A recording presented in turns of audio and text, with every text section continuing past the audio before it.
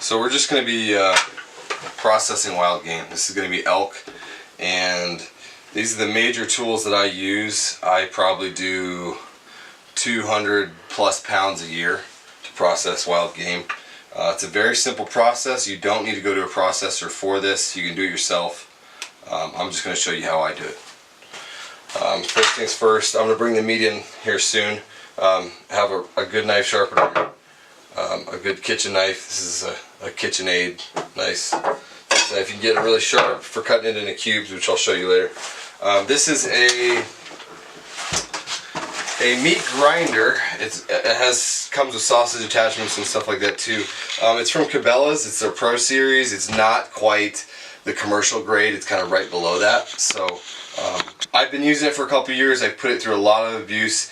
It's been really good for me. So with this, you have a attachment. So it comes with all this. So you load this in. This is just the meat grinder. Put it right in there. Just locks in there pretty easy. What I like to do, my process, I've had a lot of trial and error with this. And what I like to do is I like to run it through a large grinder first. So you have these wheels, and you have different sizes. So one's big, one's little. They usually use this for the sausage. What I do for just burger is I like to roll this first and then run it through a fine grind. That's what I found to be the best. Get the best consistency and use for wild game, especially like elk. We're going to be doing a lot of elk right now. So, and basically these grinders just go on like that. Actually, this goes on. Got to put the blade on first. So this is just like a little blade. Goes on. Make sure you put it on the wrong or on the right side. So that goes on, and then you throw this, the grinding size you want, and then this is the top, and it just goes. All this stuff comes with any grinder you buy. It'll all come with something like this. I'm gonna lock it down. This is just what came with mine, and I learned to work with it and use it the way it best suits me. This is called a hopper. Okay, so what you're doing is like a 1.5 inch diameter hole, and you're cutting the wild game, you're cutting the meat, and you're shoving it down in here. That's why the sharp knife is necessary, because you got to get it into chunks. A couple things they have along with it, so it all depends on how you want to do it. I do big quantities of meat, so I like to do big, hefty, gallon, big bags, and stuff the meat in there, wrap it with freezer paper. I know when I'm going to use my meat, it's going to be pretty rapid. If you just throw these in a freezer, your meat won't last as long, but I know my timing. I use it within 6 months, and it does pretty well. If I'm worried about it, I'll wrap it in freezer paper. That usually preserves the meat a little longer. So we got butcher paper, paper. This is what we're cutting on. It's really well. Another way to do it is have saran wrap, and you have like a scale, or you have a set amount. If you're only cooking for one person, you put, and you'll see, just have some burger and you put it in one little portion. You make a bunch of little portions. I make big batches, big portions. I use some of it to make sausage. So this is just how I do it. It's just one way to do it, and it works for me. So that's what's important right now. I got some tape if you want to take the butcher paper. Gallon bags. Now I'm going to bring in the meat, and we're going to start running through this stuff, show you guys how we do it. This isn't just right off of an elk. This is prepared to grind.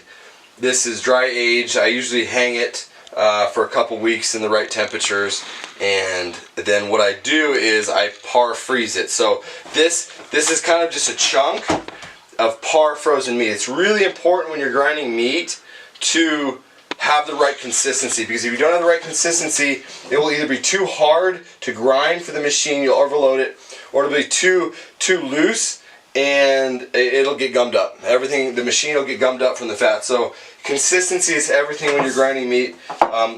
Particularly for me, I don't add any fat. So I don't add any beef fat. I don't add any pork fat. I've tried it. Everybody says, you go online or whatever, and your uncle will tell you got to have fat. Well, I've learned that elk and deer and these things, if you grind them and you do this process that I do, you fine grind at the end, makes it a good consistency, and you can control the fat content later.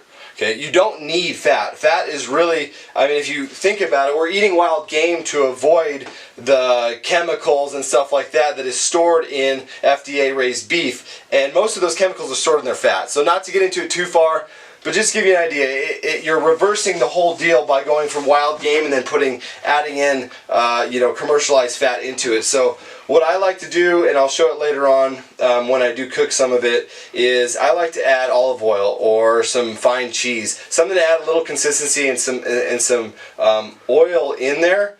But it's on my time. It's on what I want to do, how I want to do it.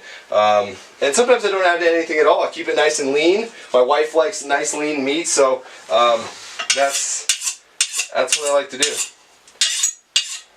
It's easy enough to cut with a knife, and it doesn't take too much force to cut it nice, even chunks.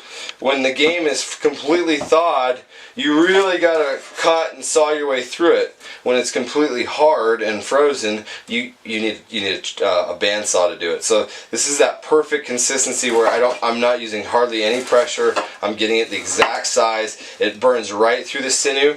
There's not, some of the sinew in here, it cuts right through it, no problem. So it looks like this, and you can shove them down in there, perfect into the grinder.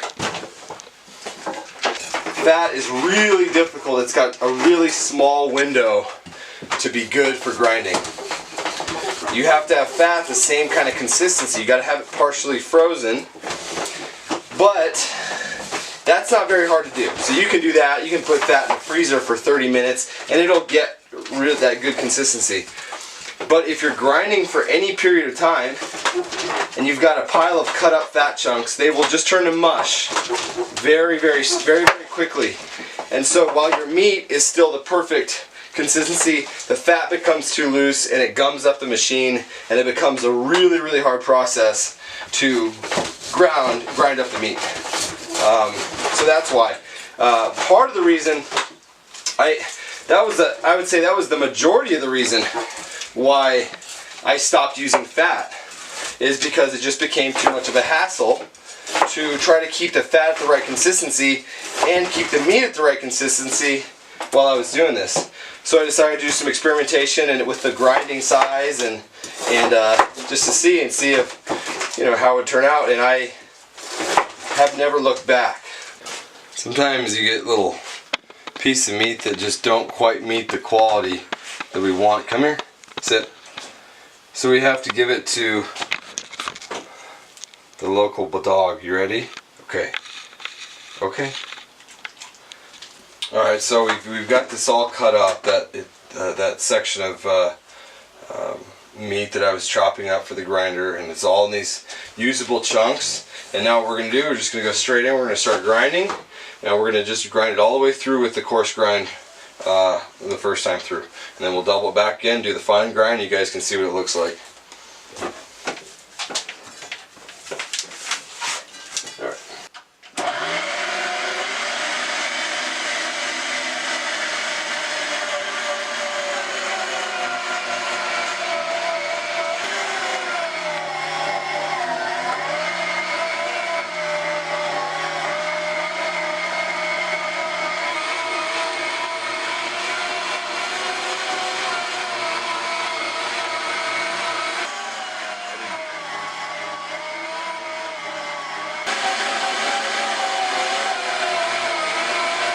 You can make burgers, you can do anything with it like this. Anything that you would use ground beef for, you can do it. But it is hard for the burger to bind if you're making burgers on a grill. It does become hard when it's real coarse like this to stay together.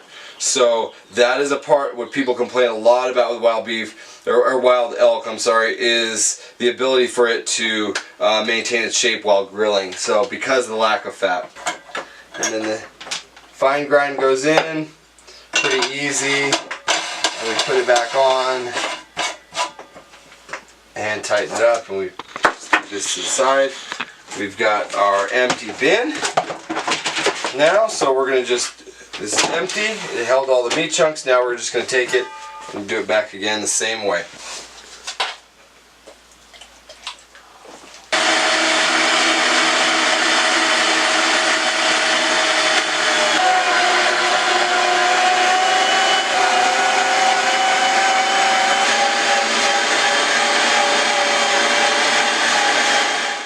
Alright, so we just ran it through the fine grind, and you can see the consistency is a lot different than the coarse grind.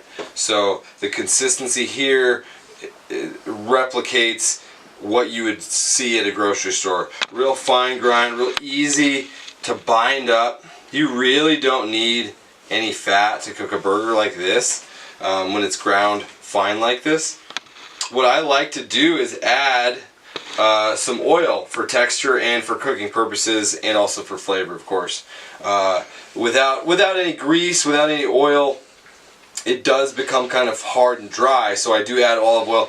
A good way I like to do it is add shredded cheese, a little bit of shredded cheese or pepper jack, into the burger as I'm mashing it up, and then make a hamburger like that. So you can kind of control how you want to do it. It's perfect the way it is, and you can throw this in any chili, any kind of casserole that requires ground beef, and have an awesome healthy substitute.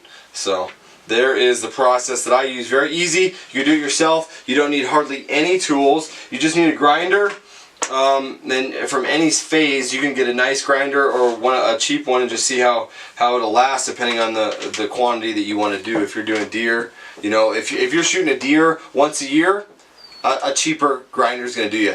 I do a lot of animals. I do elk, deer, javelina, so I wanted a little bit of a step up so that I could be comfortable in putting a lot of meat through this thing. It's been great. So you really don't need a whole lot. You need a decent surface. You can get a folding plastic table, a couple bins, super cheap, and like I said, you use hefty bags, you can use saran wrap. Part of the deal is, you know, one way that I like to do it sometimes, if I'm doing it for myself or I have friends, is you just kind of mash up a ball of the meat like this, and you kind of have a 2 pound chunk. So you can put it on the saran wrap, wrap it up, wrap it in butcher paper, and then you can have 2 pound increments. So you know, hey, this recipe is 2 pounds. I throw this in the chili and we make it.